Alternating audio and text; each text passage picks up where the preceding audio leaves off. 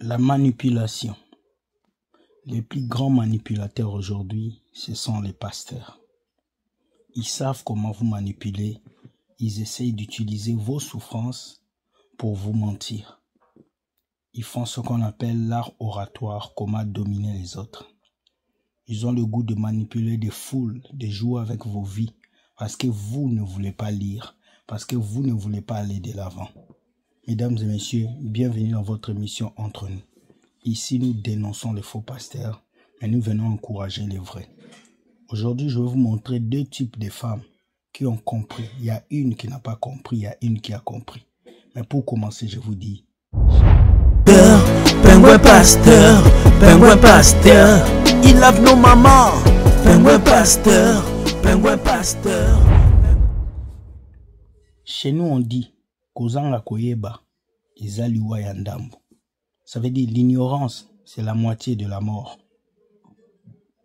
Lorsque tu ignores quelque chose, tu es mort à moitié.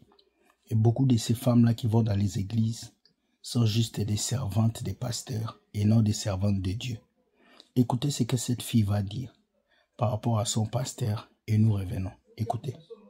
Si tu dors chez les pasteurs, lève-toi avant les pasteurs. Tu te lèves avant eux, tu prépares le sac de l'enfant, tu prépares les enfants, tu prépares le petit déjeuner, tu prépares leurs vêtements. Quand ta fille de faire ça, quand il se lève, en fait, il est allégé, en fait, il va se dire, bah, j'ai juste à aller me doucher, et puis je sors, je prends mon café, je m'habille et c'est bon, en fait. Elle vient à l'église très tôt le matin, elle nettoie le bureau du pasteur parce que lorsqu'il arrive, il faut qu'il trouve les lieux. Voilà, comme n'importe quel président, si Macron venait ici, je pense que voilà, quoi, ce serait ciré et puis bien propre, quoi. C'est la même chose pour l'homme de Dieu. Donc, elle s'occupe de l'accueil du pasteur. Lorsqu'il arrive, elle le décharge de ses sacs, de son sac, de sa Bible. Il faut que les enfants soient mis de côté avec une autre assistante qui a été programmée uniquement pour ce culte. Elle s'occupe des enfants pendant tout le culte et s'il le faut après le culte. En fait, anticiper les besoins de vos pasteurs. Anticiper vraiment les besoins de vos pasteurs, c'est des trucs très importants. Ah, si elle voit par exemple que le verre est vide, moi, quand je vois que le verre est vide, je me rapproche très vite pour demander si il faut encore la boisson ou pas. Sinon, je me retire tout simplement et je laisse le pasteur discuter. Parce que je peux t'assurer que tu sers Dieu, en fait, tu sers pas les hommes. Tu sers Dieu, en fait. Tu sers Dieu, donc prends plus sur toi. Puis après, lorsqu'ils doivent partir, on s'assure bien que toutes leurs affaires sont rangées. C'est pas les pasteurs qui le font. Et donc voilà, on s'assure que toutes les affaires sont mises en ordre et on les raccompagne à la voiture et ils rentrent. Le dimanche, voilà, c'est ça. Et l'assistante du jour, elle reste jusqu'à ce que les pasteurs partent. C'est-à-dire, elle part en même temps qu'eux. Je quitte, on va dire on quitte à peu près vers 18h, 19h. Ça dépend s'ils ont des réunions. Le matin, nous ce qu'on fait, je vais vous résumer, nous ce qu'on fait, on a un programme, on établit un programme pour aller accompagner les enfants à l'école, les récupérer à l'école ou à la crèche, comme vous voulez. Tu les fais sortir au moins 2 fois par mois pour que les pasteurs puissent se reposer. À un moment donné, ils ont besoin d'intimité entre eux deux. Tu lui demandes, tu dis, écoute là, voilà mes disponibilités, est-ce que tu veux que je vienne tel jour, tel jour, tel jour? Tu viens. Un jour, tu l'appelles, tu dis, maman, oui, je veux venir, je vais faire le ménage chez toi. Elle va te dire, non, c'est bon, t'inquiète. Insiste. Dis-lui, non, je vais venir, je vais le faire. Débarque et viens. Fais le ménage, lave les vêtements, fais le repassage, fais... Vous avez entendu? Tu dois laver les enfants du pasteur. Tu dois essuyer la maison du pasteur. Tu dois prendre soin de là où le pasteur habite. Lorsque vous faites tout ça pour vos pasteurs, j'espère que vos parents, vous faites aussi tout ça. Lorsque vous faites tout ça pour vos pasteurs, j'espère que vous le faites. Aujourd'hui, on ne sert plus Dieu. On commence à servir des personnes. On commence à être dans ce qu'on appelle la dépendance. Jésus ne vous a pas racheté pour que vous puissiez laver les assiettes du pasteur. Jésus ne vous a pas racheté pour que vous puissiez laver les enfants du pasteur. Occupez-vous de vos vies d'abord. Occupez-vous de vos relations. Occupez-vous de vos boulots. Occupez-vous de vos familles. Vos propres familles ne sont pas stables. Vous allez stabiliser la famille de quelqu'un qui ne travaille pas, qui bouffe votre argent et surtout qui vous manipule sur tous les points. Et la plupart des personnes qui vont balayer chez les pasteurs, qui vont faire ces choses, c'est souvent des gens qui oublient leur famille. Elle ne parle pas avec son père, elle ne parle pas avec sa mère, elle a des conflits avec ses frères, mais elle est fille à pasteur, elle est fille aimée de daddy. Elle appelle le pasteur daddy alors que son propre papa, elle ne l'a jamais appelé. C'est triste, il faut sortir de cette servitude. Lorsque vous voyez une sœur qui se comporte comme ça, ne lui parlez même pas parce qu'elle est endoctrinée. Jamais un homme peut être comme ça. Jamais. C'est toujours vous les femmes qu'on manipule. Ils ont lavé son cerveau. Elle ne peut même pas honorer ses propres parents, mais elle est capable d'aller balayer chez le pasteur, d'arranger chez le pasteur. Dieu a dit, vous avez été racheté par un grand prix. Ne devenez pas esclaves des hommes. Ça, c'est de l'esclavage. moderne. C'est triste. Deuxième vidéo, on va écouter une femme qui a tout compris par rapport au pasteur.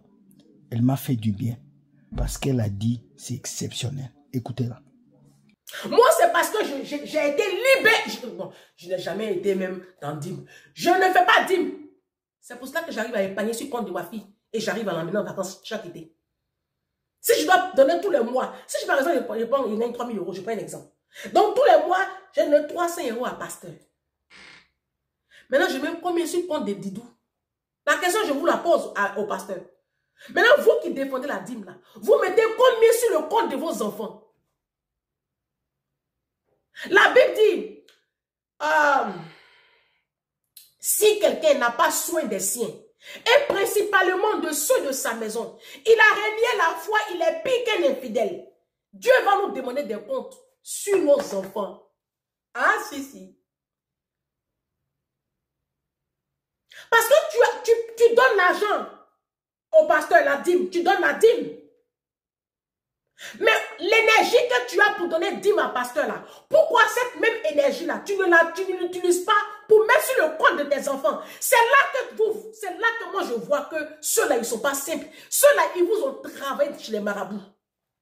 Parce que si tu n'es pas travaillé, que tu es en possession de toutes tes facultés mentales et intellectuelles, tu ne peux pas tous les mois dégager 200 000, 300 000, 30 000, 40 000, 50 000 de francs CFA dans ton assemblée chrétienne, alors que les comptes de tes enfants sont vides. L'esprit qui opère en toi, ce n'est pas le Saint-Esprit. L'Esprit de Dieu, c'est un esprit vraiment d'amour. Et l'amour que tu manifestes à ton enfant, c'est de lui laisser un héritage. La Bible dit, l'homme de bien laisse un héritage à ses enfants. Ça, c'est un verset de ta Bible. Les blancs, là, ils ne sont pas riches. Hein? Ils ont les salaires de 2 000 euros ici, de 1 500 euros, de 1 800 euros ici. Mais ils ont toujours une petite assurance où ils mettent 20 euros, 30 euros. Ils laissent un petit héritage à leurs enfants. Tu vas voir, il est mort en l'antenne là. L'enfant a une petite assurance vie à la banque. Il a un petit compte à la banque. Il s'en va, il y a un petit 12 000 euros là-bas. Mais vous prenez tous vos revenus, vous déposez dans la main des hommes de Dieu. Eux, ils vivent comme des pachas. Maintenant, vos enfants sont dans l'école publique. Toute leur vie. Toute leur vie. Les pasteurs, vous voyez là. Je vous ai déjà dit, hein, eux tous, leurs enfants sont dans les vraies écoles. Vous allez me contacter en inbox.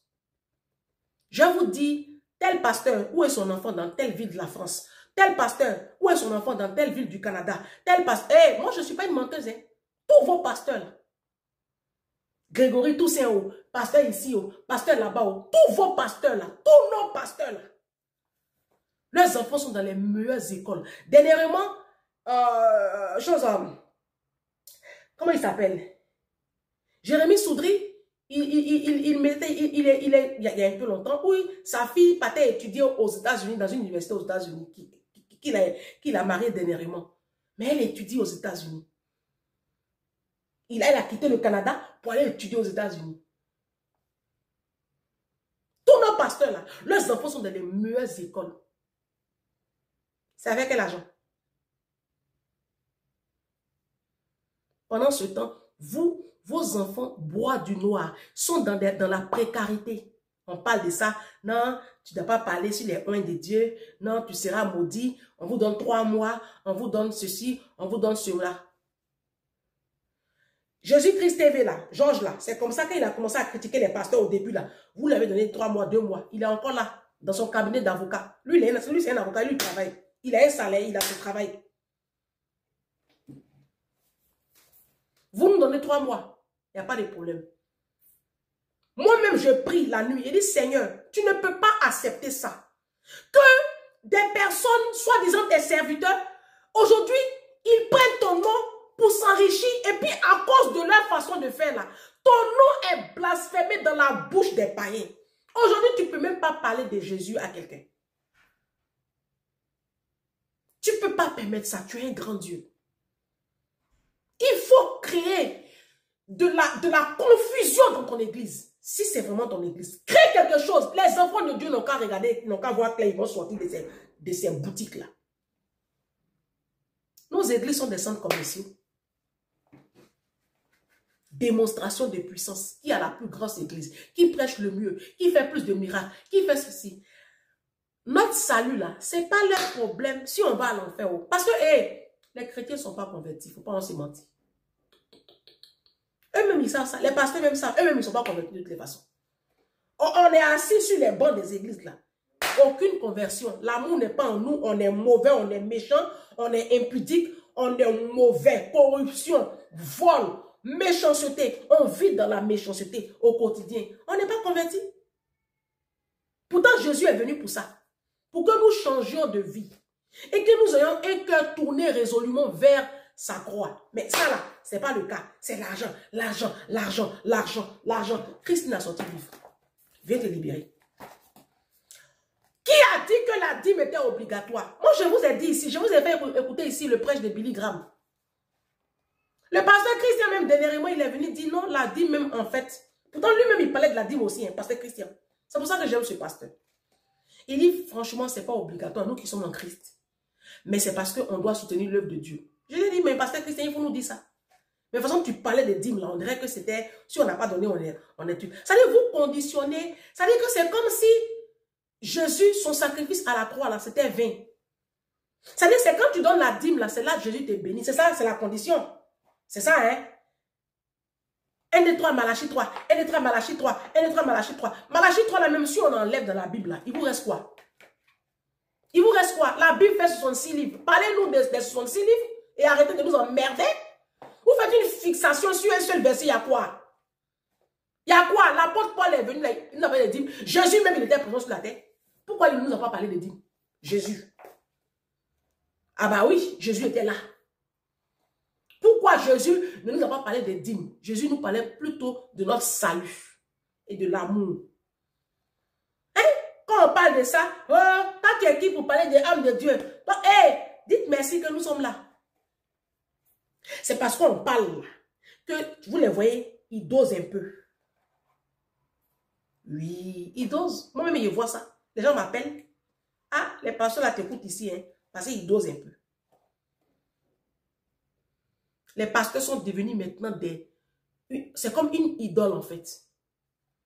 Même si ma chaîne de prière 24, c'est parce que j'ai parlé, ils ont dosé un peu.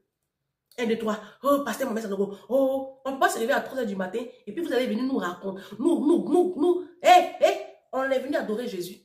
Laissez-nous, on va adorer Jésus. Tout le monde sait que c'est pasteur Mohamed Sanogo qui a créé prière 24. Vous n'allez pas nous rabâcher ça pendant 3 heures de prière quand même. Mon père, ma mère, oh. On est venu adorer Jésus, adorant Jésus. Même quand le pasteur est en vacances, son ombre plane sur la chair là comme ça. On ne peut pas prêcher sans parler de lui. Pourquoi? Pourquoi? L'église appartient à Jésus, non? On n'a qu'à parler de Jésus. Pourquoi c'est un homme qui est au milieu? Pourquoi c'est un homme qui est au milieu? Puis c'est un homme, on va glorifier matin, midi, soir. Pourquoi? C'est ça qui me dérange. Ça dérange. Ça passe pas. Que Jésus ne soit plus au centre.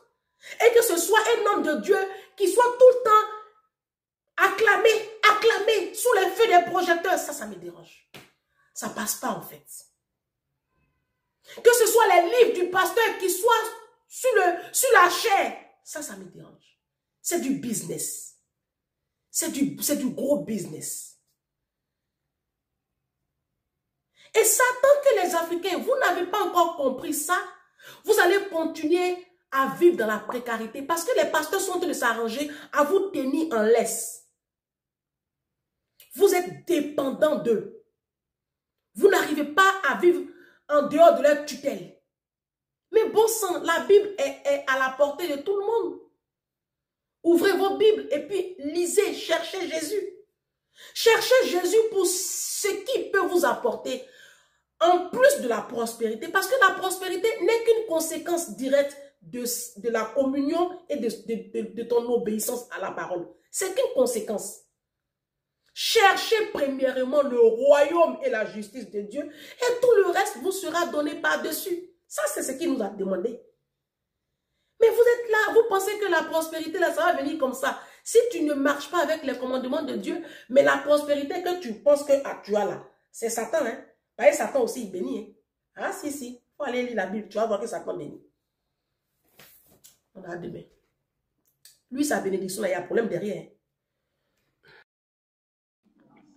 Voilà, notre maman a tout dit. Elle a tout dit. Si vous ne lisez pas vos Bibles, vous allez être les esclaves des faux pasteurs, manipulateurs. Si vous ne lisez pas vos Bibles, vous allez vous faire manipuler tous les jours par ces bandits pingouins pasteurs. Parce que le fait qu'un pasteur est populaire, ça ne veut pas dire que c'est un bon pasteur. Il y a des vrais pasteurs, mais la plupart de ceux que vous connaissez, ce sont des manipulateurs, des mauvais, des narcissiques, des personnes qui sont capables de détruire des vies, mais ils font semblant qu'ils sont bien. J'ai vu une petite femme là s'élever sur Internet. Oh, pourquoi tous les pasteurs sont attaqués, c'est le diable. À chaque fois qu'il y a un vent qui souffle pour qu'on puisse dénoncer vos papas spirituels, vous aimez toujours accuser le diable. Alors que c'est vos pasteurs qui ont créé ce scandale. La Bible dit, malheur à celui, les scandales peuvent venir, mais malheur à celui à qui vient le scandale. Aujourd'hui, les scandales à l'église viennent de qui? C'est de vos pasteurs. C'est qui créent les scandales. C'est triste, mais vous ne voulez pas toujours reconnaître que vos pasteurs ne vous prêchent pas la vérité. Vous ne voulez pas toujours reconnaître que le message de Christ a disparu. Mais que Dieu puisse vous aider, surtout vous les femmes, que Dieu puisse vous aider à vous relever. Soyez bénis. Bonne journée. Likez et partagez. Dites-moi ce que vous pensez de ces deux vidéos. Nous aurons notre émission ce soir. Discutons ensemble. On va parler des églises des familles. Et j'espère que ça va vous faire du bien. Que Dieu vous bénisse. Bye bye et ciao.